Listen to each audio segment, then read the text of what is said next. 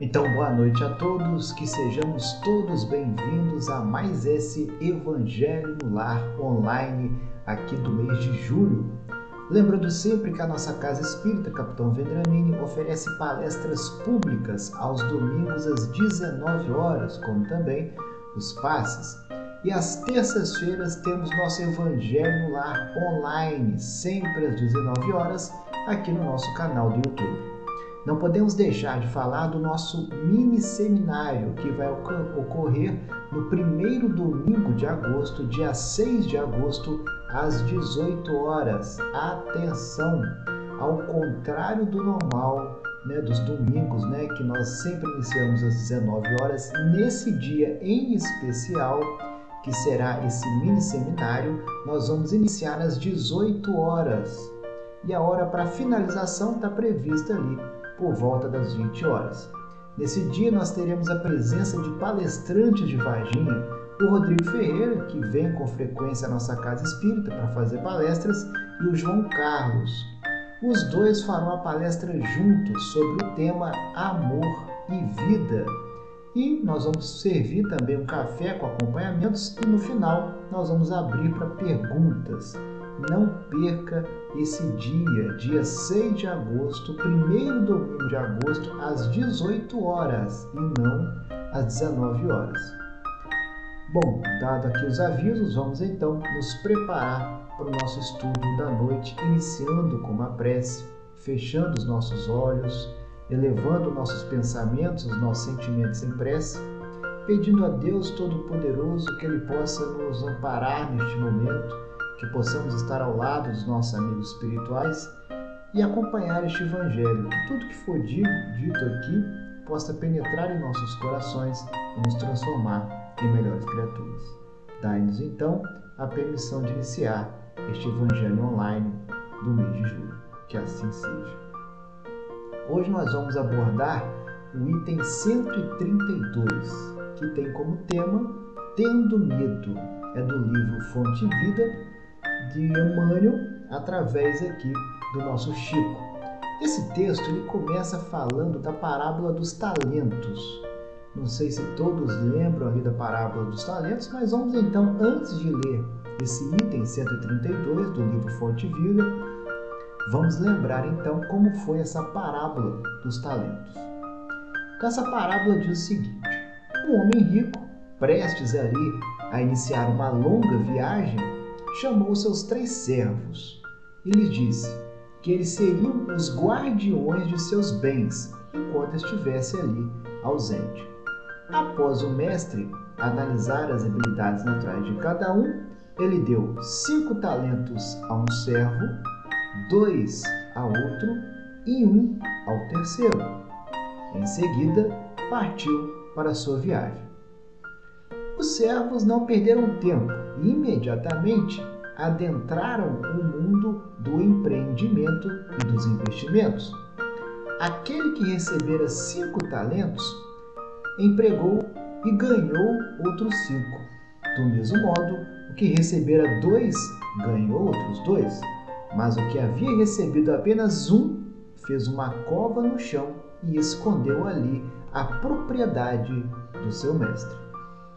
Depois de muito tempo, o mestre retornou e foi acertar as contas com seus servos.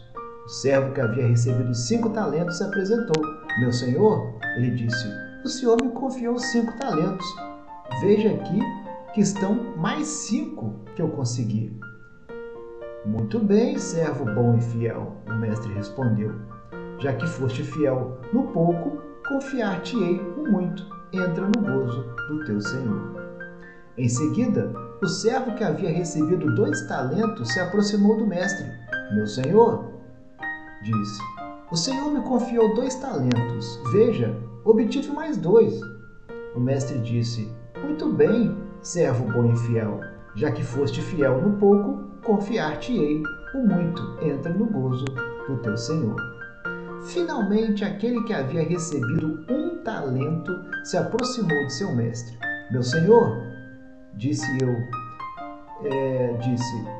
eu soube que és um homem severo, ceifas onde não semeastes e recolheste onde não joeiraste. E atemorizado, fui esconder o teu talento na terra. Aqui tens o que é teu. A resposta do mestre foi rápida e severa: servo mau e preguiçoso, se sabias que ceifo onde não semeei e que recolho onde não jorei, devias então ter entregado meu dinheiro aos banqueiros, e ao meu retorno teria recebido o que é meu com juros. O mestre ordenou que o talento fosse tomado do servo preguiçoso e dado àquele que tinha 10 talentos. Tirai-lhe, pois, o talento e dai ao que tem os 10 talentos, porque a todo o que tem dar-se-lhe-á e terá uma abundância.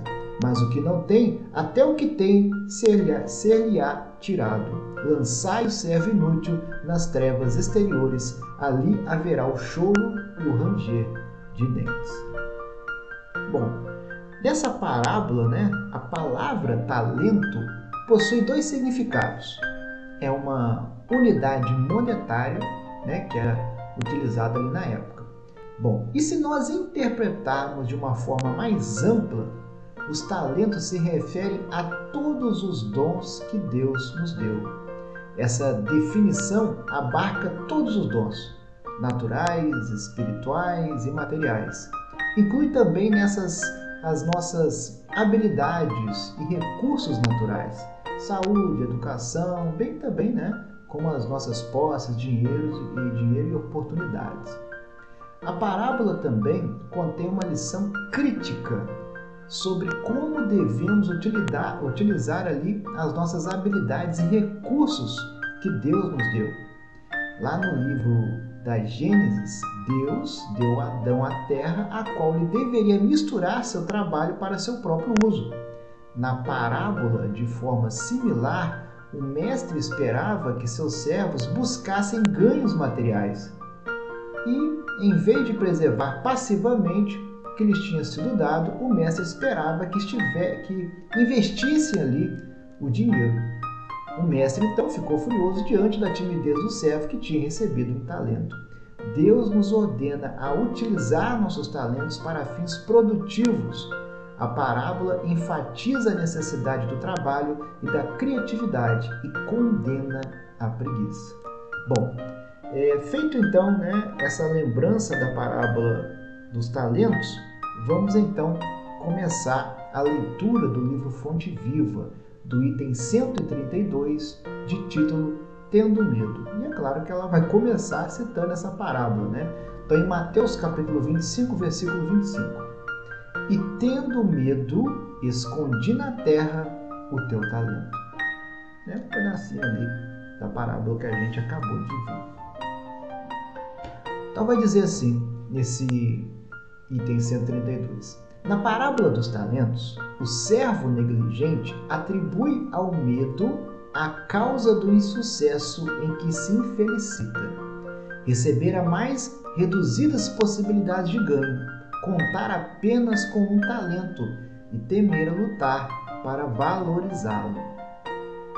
Quando aconteceu ao servidor invigilante da narrativa evangélica, há muitas pessoas que se acusam pobres de recursos para transitar no mundo como desejariam. Recolhem-se à ociosidade, alegando ali o medo da ação, medo de trabalhar, medo de servir, medo de fazer amigos, medo de desapontar, medo de sofrer, medo de incompreensão, medo da alegria, medo da dor, e alcançam o fim do corpo como sensitivas humanas sem o mínimo esforço para enriquecer a existência. Na vida, agarram-se ao medo da morte. Na morte, confessam o medo da vida. E, a pretexto de serem menos favorecidos pelo destino, transformam-se gradativamente em campeões da inutilidade e da preguiça. Se recebeste, pois, mais rude tarefa no mundo, não te atemorizes à frente dos outros e faze dela o teu caminho de progresso e renovação. Por mais sombria seja a estrada a que foste conduzido pelas circunstâncias, enriquece-a com a luz do teu esforço no bem, porque o medo não serviu como justificativa aceitável no acerto de contas entre o servo e o Senhor. Então, que belíssimo texto de Emmanuel, né? Então, como na parábola de talentos, Emmanuel vem nos dizendo, né, que nós não devemos ter medo de fazer o bem, que nós não devemos ficar nos desculpando, né? Ah, mas como é que eu vou ajudar o outro? Eu não tenho o que dar, eu só tenho o mínimo necessário. Mas a gente não precisa só dar o bem material. A gente pode ajudar o outro, procurando o outro, reconfortando o outro, oferecendo o ouvido para escutar o outro, oferecendo as mãos para ajudar aquele que não consegue andar direito. Então há muitas e muitas maneiras da gente ajudar aquele que necessita de uma ajuda sem ter que dar algo material, né? Então nós não devemos ficar nos escondendo através dessas desculpas, né? E chegar ao ponto de falar, olha, eu vou morrer, mas eu não fiz o mal para ninguém, mas também não fez o bem. Então nós devemos tentar ajudar ao máximo a qualquer um que nos assegue, a qualquer um que esteja ao nosso lado, né? Sem essa desculpa de que eu não tive tempo, eu estava sempre ocupado, eu não tive o mínimo necessário para poder ajudar alguém. Então essa é a mensagem que Emmanuel traz para nós, nos chamando a atenção para que a gente possa fazer ao máximo, né? E esse parágrafo aqui eu achei muito interessante. Na vida, então nós, na nossa vida, agarram-se ao medo da morte. A gente passa a vida inteira temendo a morte. Ah, não vou fazer isso, porque isso... E depois ele fala, na morte confessa o medo da vida. Então depois que a gente desencarna, depois que a gente vai para o lado de lá, né, a gente fica falando que a gente passou a vida inteira vivendo com medo.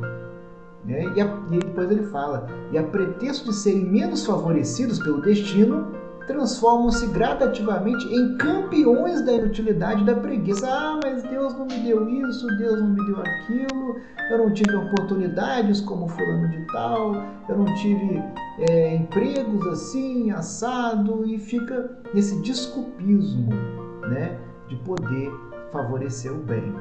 Vamos lembrar de Madre Teresa de Calcutá, né? Ela viveu entre os pobres, ela tinha o mínimo, né? Chegou um momento que ela foi morar de favor num lugar, né? E o senhor que a recebeu falou para ela, mostrou o quarto, né? Falou assim, olha, eu vou viajar e tal, eu moro aqui sozinho e o quarto que eu tenho é esse aqui, tem essa cama, tem essa prateleira, mas eu vou colocar mais móveis, eu vou colocar um guarda-roupa. E ela, não, eu não quero isso tudo, só pode tirar essa mesa que eu preciso de uma caixa só, essa cama está muito confortável, eu preciso do mínimo. Ou seja, foi uma grande lição para nós, uma pessoa que tinha um mínimo e se ofertou generosamente para qualquer um que precisasse dela, né? Então ela não deu o dinheiro porque ela não tinha, ela buscou, ela pedia nas ruas, né? Olha, vamos me ajudar, eu preciso levar alimento para aquelas pessoas que estão menos favorecidas, ajudava os doentes, tratava dos doentes, né? Ou seja, é um exemplo para nós de uma pessoa que não tinha nada material e mesmo assim viveu nessa parte da vida dela ajudando aqueles mais necessitados. Então vamos fazer a nossa parte, né? Não que a gente não deva ajudar, se nós temos ali, né, condições materiais de ajudar alguém, façamos. Mas se a gente não tem, façamos também, né? Não na parte material, se nós não temos, mas na parte ali de tentar ajudar, de estar do lado, de nos ofertar, né? Como Madre Teresa de Calcutá. Então nós agradecemos a todos que estiveram aqui nos visualizando, principalmente, né, os que estavam aqui, os que estão aqui ao vivo conosco, dando esse privilégio de estar aqui conosco, né, visualizando esse nosso Evangelho no Lar, tá? Então, mais uma vez lembrando, dia 6 de agosto, primeiro domingo de agosto, ao contrário dos demais domingos, né, que nós sempre iniciamos às 19 horas as nossas palestras públicas, nesse dia, primeiro domingo de agosto, dia 6 de agosto, nós vamos iniciar às 18 horas, pois nós vamos ter um evento diferente em nossa casa, que é uma mini palestra, aliás, um mini seminário, tá? Com café, acompanhamentos, no final vai ter um passe coletivo, vamos abrir as perguntas, né? Não percam esse dia, vai ser fantástico, 2 palestrantes de Varginha, Rodrigo Ferreira e o João Carlos, não percam, ok? Vamos estar presentes. Então vamos finalizar aqui, né? Agradecendo a Deus por mais este momento em que estivemos reunidos nesse Evangelho no Lar, sempre tentando, né, compreender as pegadas do Mestre e poder seguir também as pegadas do Mestre. Que Deus nos abençoe, que Deus nos ilumine e nos dispense em paz. Que assim seja.